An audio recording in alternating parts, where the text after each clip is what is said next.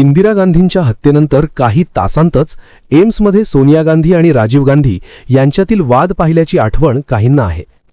त्यावेळी राजीव गांधींच्या मनात खलिस्तानी दहशतवाद्यांकडून स्वतःवरही हल्ला होऊ शकतो अशी भीती असावी. राजीव गांधींची हत्यानंतर श्रीलंकेतील LTTEने केली तरी खलिस्तानी दहशतवाद्यांनी त्यांच्यावर हल्ल्याचे प्रयत्न केले नव्हते असे नाही. इंदिरा गांधींच्या हत्येला 2 वर्ष पूर्ण होण्याच्या काही दिवस आधीच राजीव गांधींना मारण्याचा कट रचला गेला होता. करमजीत सिंग नावाच्या तरुणाने हा कट आखला. त्याने हल्ल्यासाठी ठिकाण निवडले ते नवी दिल्लीतील राजघाट, महात्मा गांधींची समाधी. दरवर्षी गांधी जयंतीनिमित्त पंतप्रधान तेथे अभिवादन आणि प्रार्थना करण्यासाठी येतात हे त्याला माहीत होते. त्यामुळे तिथेच हल्ल्याची उत्तम संधी असल्याचे त्याच्या लक्षात आले. त्याने पूर्वतयारीही चांगली केली होती. कुठून कसा हल्ला करता येईल याची चाचपणी केली. इंदिरा गांधींच्या हत्येनंतर पंतप्रधान आणि गांधी कुटुंबियांच्या सुरक्षेत मोठे बदल झाले होते. तरीही करमजीत सिंगने योजना आखली. गुप्तचर यंत्रणांनी आधीच अलर्ट दिला होता की 2 ऑक्टोबरला राजघाटावर हल्ला होऊ शकतो. क्लीन शेव केलेला शीख तरुण हल्ला करू शकतो अशी माहितीही दिली होती. दिल्ली पोलिसांचे तत्कालीन प्रमुख म्हणाले होते की असे अलर्ट नेहमी येत असतात. तरीही त्या दिवशी राजघाटावर अभूतपूर्व सुरक्षा व्यवस्था होती.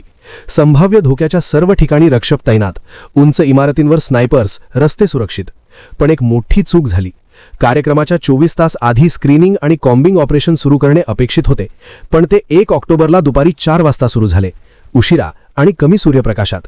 स्फोटके शोधणाऱ्या कुत्र्यांनी परिसर तपासला. यमुना काठावरील करमजीत सिंगच्या झोपडीजवळ पोहोचले.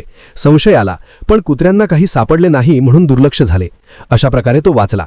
त्या रात्री त्याच्यासाठी तणावाची होती, पण सुरक्षा यंत्रणांना चुकवल्याने त्याचा जीव वाचला. सकाळी त्याने आर्मीचा गणवेश घातला जेणेकरून संशय येऊ नये. राजीव गांधी येण्यापूर्वीच तो 8 फूट उंच कंपाऊंड भिंतीवर लपला. राजीव गांधी आणि सोनिया गांधी ठरलेल्या वेळेनुसार सकाळी 6:55 राजघाटावर पोहोचले आणि समाधीकडे चालू लागले. तेव्हाच करमजीत सिंगने गोळीबार सुरू केला. पहिली गोळी राजीव गांधींना लागली नाही, ती शेजारच्या हिरवळीवर पडली. सुरक्षा रक्षकांनी लगेच राजीव गांधींना घेरले, पण ते पुढे चालत राहिले. काहींना तो स्कूटरचा आवाज वाटला, पण साध्या वेशातील रक्षकांना संशय आला. त्यांनी लॅब्राडॉर कुत्र्यांना पाठवून शोध घेतला आणि लॉनमध्ये ती गोळी सापडली. त्यानंतर तत्कालीन राष्ट्रपती ग्यानी झैल सिंग यांचे आगमन झाले. गोळीबार झाल्यानंतरही प्रार्थना सभा सुरू राहिली.